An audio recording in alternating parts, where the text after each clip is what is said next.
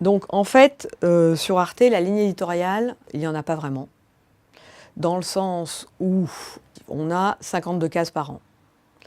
De courts-métrages, de fiction, d'animation et un peu d'expérimental, pas du tout de documentaire. Après, au niveau de la durée, on a toutes les durées parce qu'on a Court-Circuit donc, qui diffuse des courts-métrages jusqu'à 30 minutes. Et on a la case médium de moyen-métrage qui va jusqu'à 59 minutes.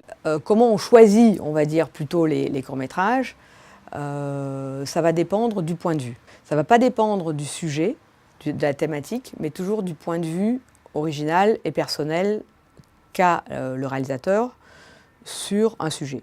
C'est un peu historique, en fait, dans le pôle français, de s'engager sur l'animation. Et moi, je travaille au sein de l'unité cinéma d'Arte France pour la case court-circuit. Du coup, j'ai commencé, je me rappelle, à travailler à l'époque sur le film de Florence Miaille, Au premier dimanche d'août. Pour moi, l'animation, c'est de toute façon avant tout du cinéma.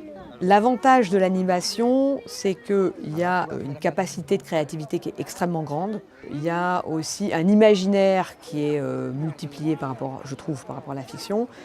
Il y a un côté poétique qui est aussi très grand. Et puis, c'est une manière de retrouver, je dirais, son âme d'enfant. Moi, j'adore le film de Florence Miaille, donc, sur lequel je n'ai pas travaillé, mais qui s'appelle Hammam.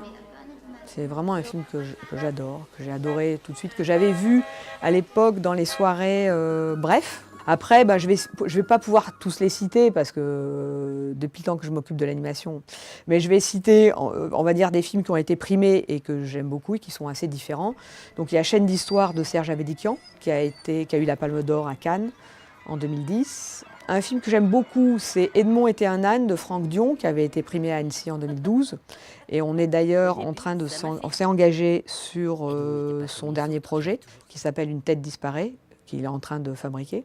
Mademoiselle Kiki des Montparnasse, bien sûr, qui a eu le César en 2014, qui est magnifique. Monsieur Hublot, qui a aussi dans un autre genre, qui a obtenu l'Oscar en 2014. Et puis dernièrement, Le repas dominical de Céline Devaux. On l'avait repéré par rapport à son film d'école qui était aux Arts Déco. On avait acheté et puis on s'est engagé sur Le repas dominical et qui a été sélectionné à Cannes, qui n'a pas gagné, mais je pense que c'est quelqu'un d'extrêmement doué. Il y a deux réalisateurs en fait, qui travaillent ensemble que je suis particulièrement. C'est Stéphanie Lanzac et François Leroy, qui dès leur sortie d'école, je me suis engagée sur Bonsoir Monsieur Chou, en 2003. En 2006, je me suis engagée sur Mailing. En 2009, je me suis engagée sur Fleuve Rouge Song Hong. En 2013, sur Café Froid, qui viennent de finir, qu'on va programmer certainement en début 2016. Et là, ils viennent de me proposer un nouveau projet qui s'appelle Cadavre exquis et je les rencontre début septembre pour discuter du scénario. On travaille régulièrement avec l'ONF. Pour citer les derniers, en fait, on s'était engagé sur Sexe pour Blasé, qui était à Annecy, de Isabella Plunczynska. Autoportrait, qui était là par contre un Canadien, de Claude Cloutier, qui était aussi à Annecy cette année. Et on vient de finir Vécha l'aveugle de Théodore Rouchef, qui travaille aussi avec l'ONF. Moi, je pense que de toute façon, dans le court-métrage, il ne faut pas se mettre dans des choses formatées. C'est l'endroit où il y a le plus de liberté.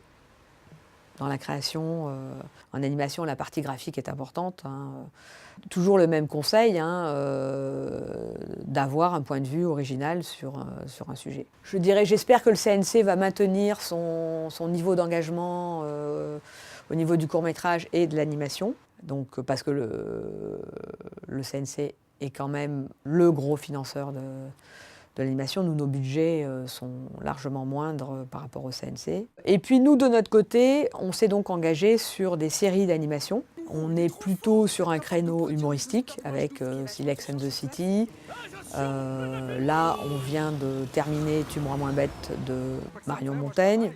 On a terminé aussi Salaire net et Monde de Brut. Ça, c'est plutôt la très bonne chose de cette rentrée.